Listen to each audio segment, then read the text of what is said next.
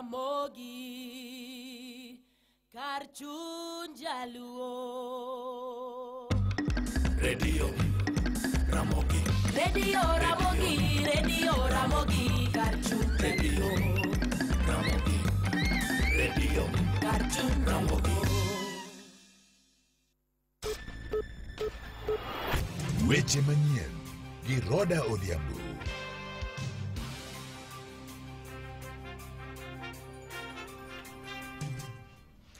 Machiegni to mokwongo magi thund weche mabende waikoni gi lak sechegi.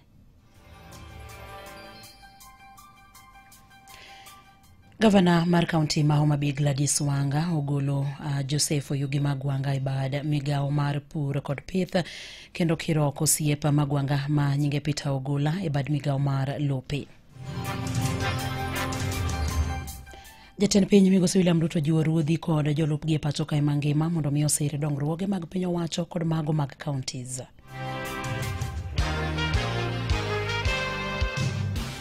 Jodak ma Baragulu sublocation e subcounty ma Siaya koro dwaro mondo mi migao mar arita omigi jalup ruoth mar gweng'no kalure kod rochruok mar arita kwe gwenge makono.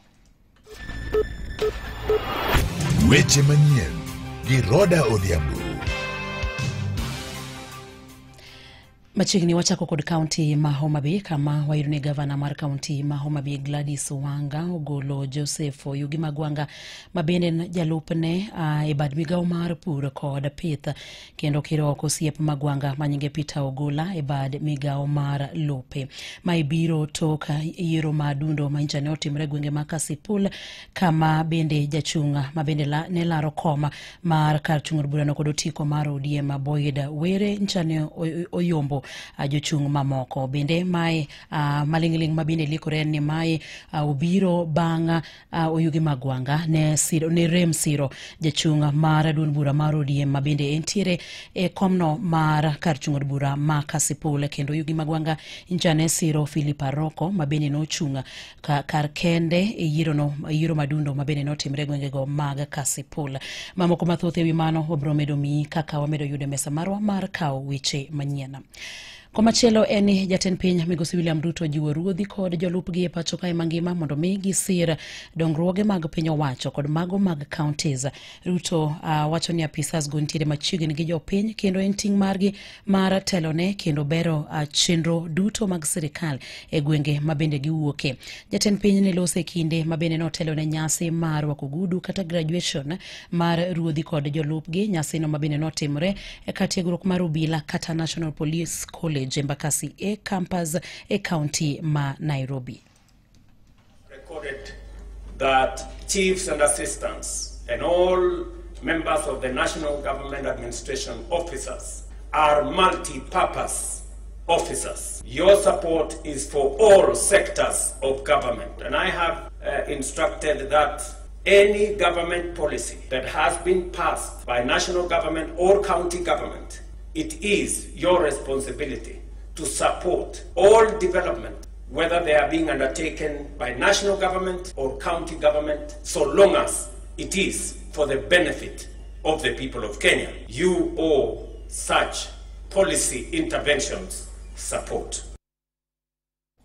Jatend piny bende okwayo ruodhi kod jolupgi mondo mi oneni okedo kod rochruok mar arita kwe gwenge mabende giwuoke kanyakla kod kedo kod yedhe mamero ji. Nyinyi mnajua ya kwamba tuko na tatizo katika sehemu mbalimbali, wizi wa ng'ombe, banditry, wahuni, wakora wanawasumbua wananchi na kuleta maafa.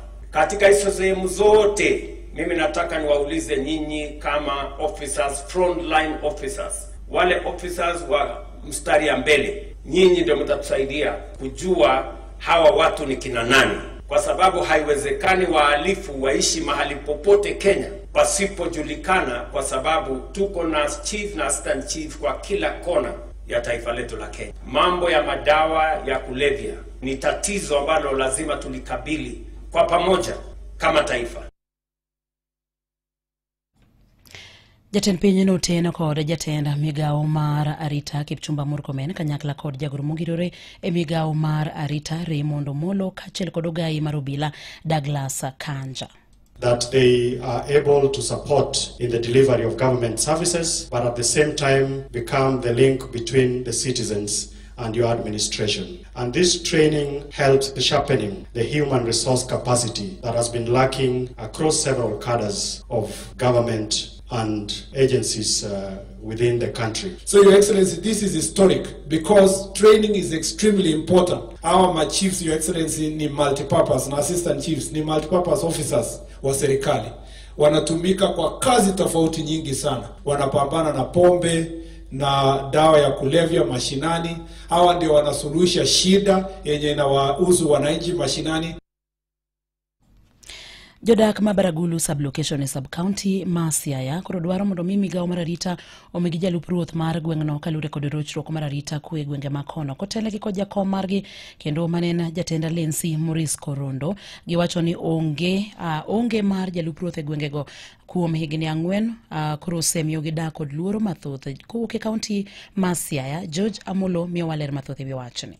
Agoro Baragul mwadakeni wasebedo kwa onge assistant chief kuom thuolo mokadho higni 3 to okwang'eyo gima timre nkeche pod onge communication moramora muok e sirikal kaluwore gi chandruok mwango. Wakian wane Kenya kose wa onge Kenya nikech Baragul sublocation ntiere gik matimre maricho odiechieng' gotieno. Sani over 20 households ose lose dhok madhi over 50 to jo Agoro Baragul gi gin gi ng'eny gi that population ma en over 9,000 to sirikal bowe waweya from 2019 to now. Mano ywak jopiny e gweng' ma Baragul sublocation e subcounty ma Siaya kotelnegi gi jatenda Lensi machon Maurice Korondo mabende jakomgi ka jagochgi Michael Odianga ywak ni gisetemo chiwo ywak gi ne piny owacho to onge ng'ata mosedewogi. Concern mara mna kaka chairman osewuoye nego beni sirikal telo service to the people, closer to the people. So time and again we have petitioned wasewuoyo kod DCC, wasewuoyo gi ACC. Out of all the sublocations mantie southeast Lego, Baragul man got the biggest population. The government is saying that a sublocation can have 2,000 to 3,000 people. Yet now we have a sublocation of Baragul is actually with almost 12,000 people. It is our feeling numondo wabedi represented. Koran kwaewa DCC onge wachini to ling, ACC onge wachini to ling, chief benonge wachini to ling. Kajatend rowere Apollo Justo oywak ni gisebedo ka ojwangi jal makata weche magarita medo rochore to ng'at makonyogi onge. To mana kakiwinjo ni Baragul osebedo marginalized, waonge kata mana kod jatelo. Waywak nwan kod weche mag insecurity. Makae ikwalo dhok pile ka pile otieno kutieno dhok ikwalo ka. Moko begolo kuonde mamoko ibiro tinegi gweng'wa kae tiwe kanyo. Waseywak weche mag insecurity gieki to sirikal okosewinjowa nikech kata jatelo mwaonge go mokwongo wakian jatendwa noter kanyo. Kuom mano gikwayo migawo mochung'ne weche mag arita pacho kae mondo miyo manyie yo mapiyo mar konyogi makawo kamano to gibuogo kata bago ng'anyo mar tipo mondo miyo iwinj ywakgi. Wach mar assistant chief ni idara mar jok mikwano nwagane benefits of broad-based ni PS Omolo emochung'ne assistant chief to kakoro ochung'ne assistant chief makune to wan jokanye ka wan to waonge assistant chief for the last 4 years. Koro wakwayo broad-based ka wabewa one part of broad-based no one PS Omolo kotimo gimanyalre wayud assistant chief wa embaka to jowatotho. We are going to organize the mother of all demonstrations so that we get our rights because wabende kaka wan just Baragul we need to be represented. Ne Radio Ramogi County ma Siaya and George Amolo.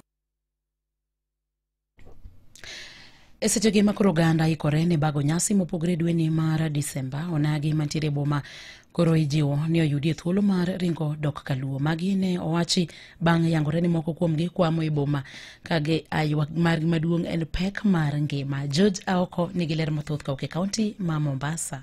Kaka jakom mar nyikwara Mogi Jongu Luo CBO ai ni carriage members ne ng'ato ka ng'ato kana faso chopo mar rusa kama ng'ato nyaka ring dhi e dala mondo dhi ong'e ni to ka ode manogero cha oulo dhi go koso nitie odhi ong'e ni to min gi mowe dala cha ningi makoso chal nade. Mano Edward Ogero ma en jakom riwruogo nagi Mombasa midero ni nyikwara Mogi Jongu Luo CBO kajiwo jokanyo mondo miyo kawi thuolo mar Disemba ni ringo kaluo.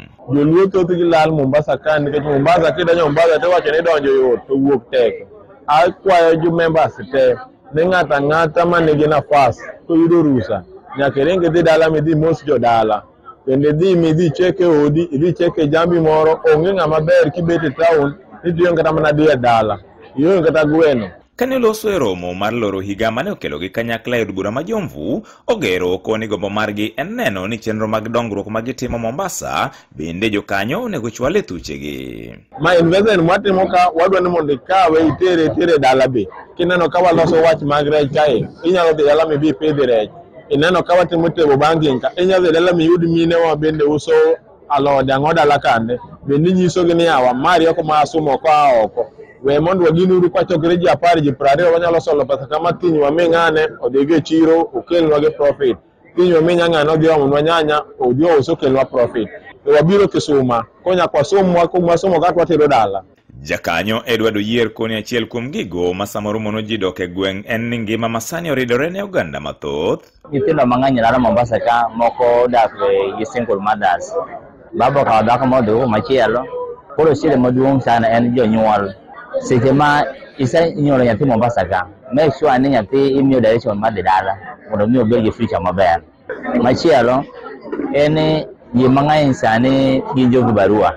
Ili samo kata ng'ato mondo mi oyud pesa munyalo ng'ado ogero mondo dhi go dala. At least obed gi 10,000 mondo dhi giduogo maro kuom ng'ato achiel. Koro kiri nyithindo kata na beach to tich ne gi barua. Nyithindo bolal. Wach makata kamano ne okwedi gi Richard Omondi ma bende ng'ere kod nying mar Abuya Kapila. Wach ni endi osabedo ga narrative ma ji tiyo ga ni jaluo ma Mombasa ok dhi dala. But to me ok en adieri nikech aneno ka kidhi buses wa ma ting'o ji Modern Coast, kidhi Inner Coach, kidhi kata sani wan gi Janam. Iyudo ka buses go for all the time. But nitiere jok manobiro chon maparo ni mage ma jok ma mistake mage ne gibiro kone mage lokore jokoni. Koro wacho dholuo to wacho dhok makoni ni koro maga jok moko dhi dala, lakini jaluo kamili mano biro gi gari moko nyuol ka to dhi dala ya basi sepong ma no nyaka bei ya wan mano to okayiego. Ne Radio Ramogi e kaunti ma Mombasa, an George Aoko. Imedo winjo weche manyien gi Roda Odhiambo. Wadhi kaunti ma Siaya kama wayudo ni chenro mar monde liete mabende ne okete tema kod Free Pentecostal Fellowship in Kenya ama riwruok mar kanise bende koro